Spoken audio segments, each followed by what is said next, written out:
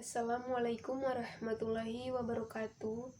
Saya Rizky Duyanti, Prodi Hukum Pidana Islam, Fakultas Syariah dan Hukum, UIN Raden Fatah Palembang. Yang terhormat kepada Bapak Dr. Abdul Hadi MAG selaku dosen pengampu mata kuliah Studi Keislaman. Di sini saya akan membuat kesimpulan terkait sumber ajaran Islam. Sumber ajaran Islam ada 3. Yang pertama, Al-Quran sebagai wahyu. Yang kedua, As-Sunnah sebagai uswah atau sunnah Rasul. Yang ketiga, Ijtihad dalam Islam.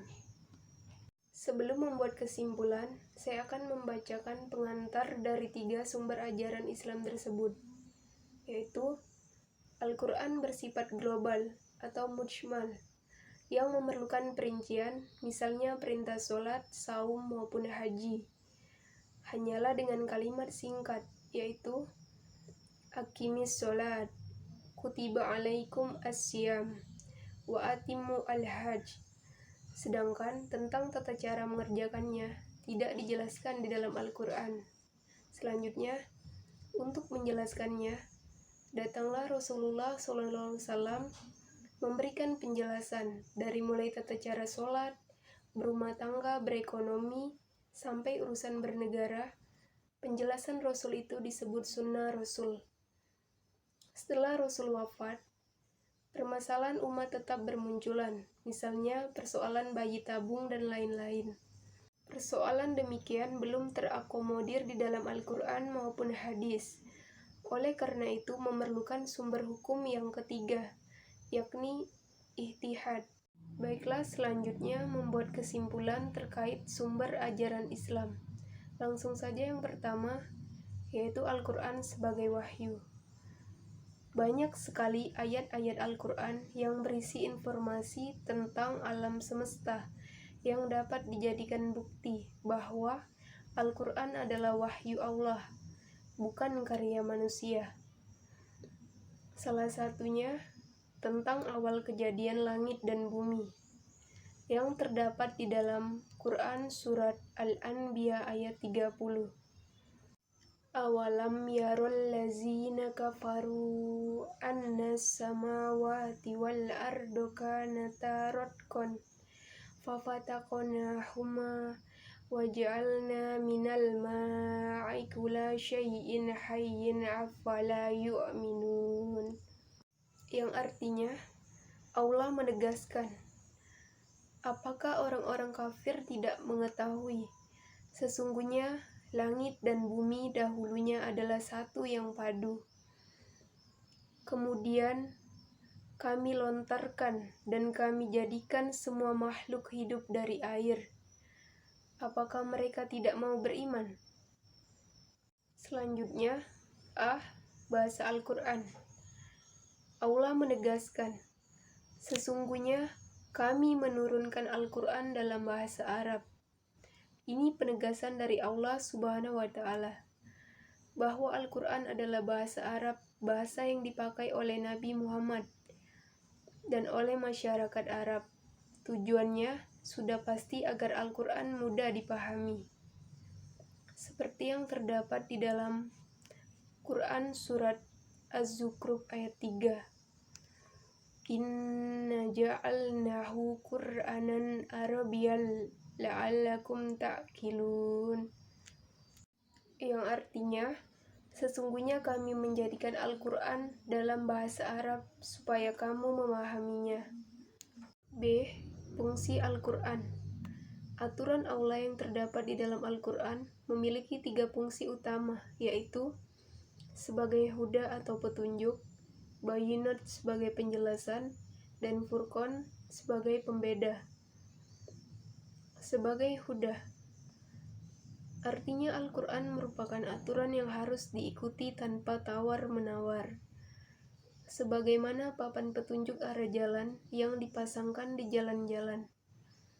Kalau tidak mengetahui arah jalan tetapi sikapnya justru mengabaikan petunjuk yang ada pada papan itu, maka sudah pasti ia akan tersesat.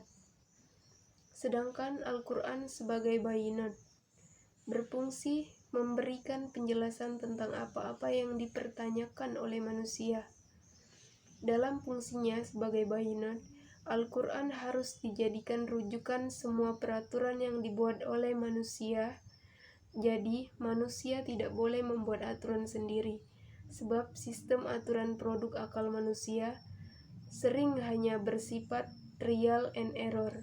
Fungsi ketiga Al-Quran adalah sebagai furqan atau pembeda antara yang hak dan yang batil, antara muslim dan luar muslim, antara nilai yang diyakini benar oleh mukmin dan nilai yang dipegang oleh orang-orang kufur. Selanjutnya, fungsi lain Al-Quran sebagai syifa atau obat atau resep. C. Cara menafsirkan Al-Quran. Untuk memahami isi atau pesan Al-Quran yang terkandung dalam seluruh ayat Al-Quran, tidak cukup dengan terjemah. Sebab terjemah hanyalah ahli bahasa, tetapi perlu melakukan penafsiran terhadap ayat Al-Quran. Dilihat dari caranya, dikenal dua macam penafsiran, yakni tafsir tahlili dan tafsir ma'udluwi. Tafsir tahlili ialah menafsirkan Al-Quran secara runtut, ayat per ayat, dari mulai surat Al-Fatihah ayat pertama sampai surat An-Nas ayat terakhir, tanpa terikat oleh tema, judul, atau pokok bahasan. Sedangkan tafsir ma'udluwi ialah penafsiran berdasarkan tema-tema yang dipilih sebelumnya. Caranya, semua ayat yang berkaitan dengan tema atau ma'udluwi yang dibahas diinventarisir tanpa terikat oleh urutan surat, kemudian disistematisir dan ditafsirkan sehingga antara ayat yang satu dengan ayat yang lain saling melengkapi pembahasan tema. Dilihat dari pendekatannya, tafsir terbagi dua, yakni tafsir bi'al-ma'thur dan tafsir bi'al-ma'qul. Yang dimaksud tafsir bi'al-ma'thur ialah menafsirkan ayat dengan ayat atau dengan hadis. Inilah cara tafsir terbaik. Sedangkan tafsir bi'al-ma'qul adalah penafsiran Al-Quran dengan logika. Tafsir kedua ini sering juga disebut tafsir bi'ar-ro'i. Jadi yang dimaksud dengan tafsir bi'ar-ro'i adalah menafsirkan Al-Quran dengan menggunakan dalil-dalil logika. Dari sisi perspektifnya, tafsir Al-Quran juga beragam corak apabila penafsiran Al-Quran dilihat dari perspektif cabang ilmu pengetahuan tertentu seperti psikologi, sosiologi, biologi, dan lain-lain, maka disebutlah tafsir bi'ilmi. Sedangkan apabila didekati dari perspektif tasawuf, disebutlah tafsir tasawuf. Simpulan yang kedua yaitu tentang sunnah Rasul. Rasulullah sebagai role model atau uswah hasanah. Sunnah Rasul adalah sumber ajaran Islam kedua setelah Al-Quran yang berfungsi sebagai penjelas tentang pesan-pesan Al-Quran. Tanpa mengikuti sunnah Rasul, mustahil bisa sempurna dalam mengamalkan Al-Quran. Isi Al-Quran bersifat global yang memerlukan banyak penjelasan. Untuk itu datanglah Rasulullah SAW menjelaskan pesan-pesan Al-Quran secara detail, baik tentang tata cara, ritual maupun muamalah, dari mulai tata cara sholat sampai dengan cara berumah tangga dan bernegara. Segala penjelasan Rasulullah, baik berupa perbuatan atau fi'liyah, perkataan atau qauliyah, maupun sikap diam atau no comment atau ta'ririyah, disebutlah sunnah Rasul. Sebagai penjelas, Nabi adalah role model atau uswah hasanah yang maksum atau terjaga dari kesalahan. Dalam hal ini, tidak semua sahabat melihat langsung sunnah Rasul, tetapi hanya mendengarkan beritanya. Apalagi orang-orang setelah sahabat. Berita tentang sunnah Rasul itu disebutlah hadis. Jadi, sunnah Rasul adalah faktanya, sedangkan hadis hanyalah beritanya. Sunnah Rasul pasti benar, sedangkan hadis karena hanya berita, mungkin benar, mungkin salah. Semua mukmin diwajibkan mengikuti sunnah Rasul, bukan diwajibkan mengikuti hadis. Akan tetapi bagaimana mungkin mengetahui sunnah Rasul apabila tidak mempelajari hadisnya? Hakikat sunnah Rasul. Al-Quran berisi petunjuk-petunjuk yang diperlukan oleh manusia dalam menjalani hidupnya. Namun, petunjuk atau informasi itu masih bersifat global atau mujmal. Misalnya perintah sholat, aqimis sholat, saum, kutiba alaikumusiyam, haji, wa atimu hajj, berpakaian, berumah tangga, aktivitas ekonomi, dan lain-lain. Tetapi di dalam Al-Quran tidak menjelaskan secara operasional dan lebih rinci tentang tata cara atau kafiyat how to do perintah-perintah itu. Oleh karena itu, Al-Quran masih memerlukan penjelasan-penjelasan atau bayan yang lebih rinci. Untuk itu, Allah mengutus Rasul yang akan menjelaskan segenap aturan Al-Quran. Rasulullah lantas mendemonstrasikan tata cara sholat, saum, haji, berdagang, berpolitik, berumah tangga, dan lain-lain. Apa yang dijelaskan oleh Rasulullah, baik melalui perbuatannya, atau fi'liyah, ucapan-ucapannya, atau qauliyah, maupun sikap diamnya, takriyah, disebut sunnah Rasul. Jadi sunnah Rasul adalah setiap perilaku, ucapan, dan sikap diam Nabi. Kedudukan Rasul adalah sebagai penjelas atau bayin yang menjelaskan dan memberi contoh tentang seluruh pesan-pesan Al-Quran, dari mulai persoalan etika makan sampai kepada soal bernegara dan mengadakan hubungan antar negara. Oleh karena itu, Rasul adalah sebagai role model atau uswah hasanah yang maksum, terjaga dari kesalahan. Bagi mukminin, mengetahui perilaku dan seluk-beluk kehidupan seorang model atau idolanya sangat perlu. Akan tetapi pada kenyataannya, orang yang bisa melihat perbuatan Nabi sebagai model, baik tata cara sholat, tata cara saum, maupun tata cara haji, hanyalah sebagian sahabat saja. Apabila menyangkut tata cara berumah tangga dan hal-hal yang bersifat sangat pribadi yang hanya diketahui oleh istrinya, sebagian besar orang Islam pada saat itu hanya mendengar beritanya. Berita itu bahasa Arabnya adalah khabar atau ahbar atau hadis.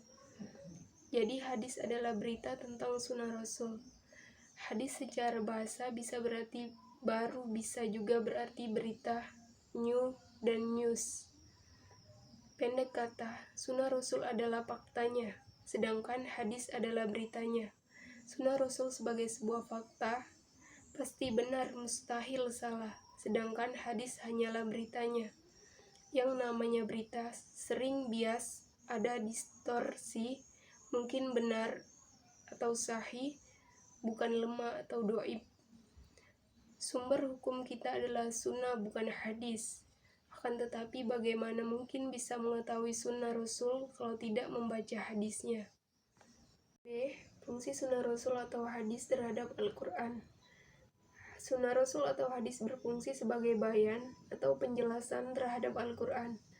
Tanpa memahami hadis tidak akan mampu memahami Al-Quran dengan jelas. Bayan ada beberapa macam, yaitu 1. Bayan taukid. Taukid artinya menguatkan, yakni menguatkan pernyataan Al-Quran. Misalnya Al-Quran menyatakan bahwa berbohong itu dosa, kemudian dikuatkan oleh hadis. Yang kedua, bayan tafsil. Tafsir artinya merinci, yakni merinci apa yang masih global di dalam Al-Quran. Misalnya Al-Quran menegaskan aqimis sholat, tegakkanlah sholat, sedangkan tata cara sholat diuraikan oleh hadis. Yang ketiga, bayan itsbat. Akibat artinya pengecualian. Misalnya Al-Quran Surat Al-Maidah ayat 3 menegaskan bahwa bangkai dan darah haram dimakan. Kemudian datanglah hadis riwayat Ahmad, Ibnu Majah, Baihaqi dan Daruqutni bahwa ada bangkai yang dihalalkan, yakni ikan dan belalang. Juga ada darah yang dihalalkan, yakni hati dan limpah. C. Sikap hati-hati dalam menghadapi hadis. Karena tidak semua hadis itu sahih, maka seorang mukmin jangan tergesa-gesa meyakini keabsahan suatu hadis, lantas mengamalkannya. Sebelum meneliti kualitas hadis tersebut, paling tidak bertanya kepada ahlinya. Amal-amal ibadah yang bid'ah yang dilaksanakan oleh masyarakat pada umumnya disebabkan oleh kecerobohan menerima dan mengamalkan hadis. Selain itu, kesalahan pun sering terjadi akibat misinterpretasi dalam memahami teks hadis yang sahih. Misalnya hadis yang menyatakan bahwa Nabi makan dengan 3 jari. Apabila hanya melihat teks hadis tanpa melihat konteksnya, akan lahir kesimpulan bahwa makan dengan 3 jari adalah sunnah Rasul. Padahal konteks hadis tersebut adalah makan kurma, bukan makan nasi. Tentang ihtihad, berpikir kreatif dalam menentukan hukum yang belum dijelaskan oleh Al-Quran dan hadis secara eksplisit atau secara langsung. Setelah Nabi Muhammad SAW wafat, persoalan syar'i terus bermunculan, baik dalam kaitannya dengan ibadah mahdhah maupun ibadah ghair mahdhah. Di dalam semua lapangan kehidupan, baik ekonomi, politik, kesehatan, rumah tangga, dan lain-lain. Akan tetapi, Al-Quran ataupun hadis belum menjelaskan secara eksplisit hukum masalah tersebut, padahal tetap memerlukan solusi. Agar segenap perilaku manusia tidak keluar dari syariat Islam, oleh karena itu, diperlukan pemecahan masalah melalui cara yang lain, yakni dengan mengerahkan segenap kemampuan intelektual untuk menetapkan hukum sesuatu itu dengan melihat dalil-dalil yang memiliki hubungan tak langsung atau implisit dengan persoalan yang dibahas. Dalil-dalil tersebut dikumpulkan kemudian dianalisis dengan menggunakan teknik pendekatan tertentu, kemudian disimpulkan sehingga sampai kepada penetapan hukum yang dicari. Cara demikian disebut ijtihad. Penggunaan teknik pendekatan yang sama dalam berijtihad belum tentu dijamin akan menghasilkan kesimpulan yang sama. Hal ini karena banyak faktor penyebabnya, antara lain karena perbedaan kemampuan intelektual dan latar belakang pengalamannya, juga karena perbedaan jumlah hadis yang dijadikan referensi. Maklum ketika itu hadis belum ditulis secara lengkap. Walaupun hasil ijtihad para imam mujtahid dalam suatu persoalan yang sama sering berbeda, namun semua imam mujtahid memiliki ketawaduan intelektual. Mereka semua berpesan agar apabila ia keliru, hendaklah pendapatnya itu dibuang jauh-jauh. Lebih tegas lagi, mereka semua sepakat mengharamkan umat Islam bersikap taklid kepadanya. Namun sayangnya, umat Islam banyak sekali yang taklid, buta sehingga fanatik mazhab. Terdapat salah satu hadis tentang pahala ijtihad dari Amr bin As bahwa ia mendengar Rasulullah SAW bersabda, ketika seorang hakim hendak memutuskan hukum lalu berijtihad, kemudian benar, ia mendapatkan 2 pahala. Jika ia hendak memutuskan hukum lalu berijtihad, kemudian ternyata salah, ia dapat 1 pahala. Hadis riwayat Muslim. Baiklah, sekian kesimpulan dari saya terkait tentang sumber ajaran Islam. Apabila ada salah kata, lebih dan kurangnya saya mohon maaf. Kepada Allah saya mohon ampun. Saya akhiri. Wassalamualaikum warahmatullahi wabarakatuh.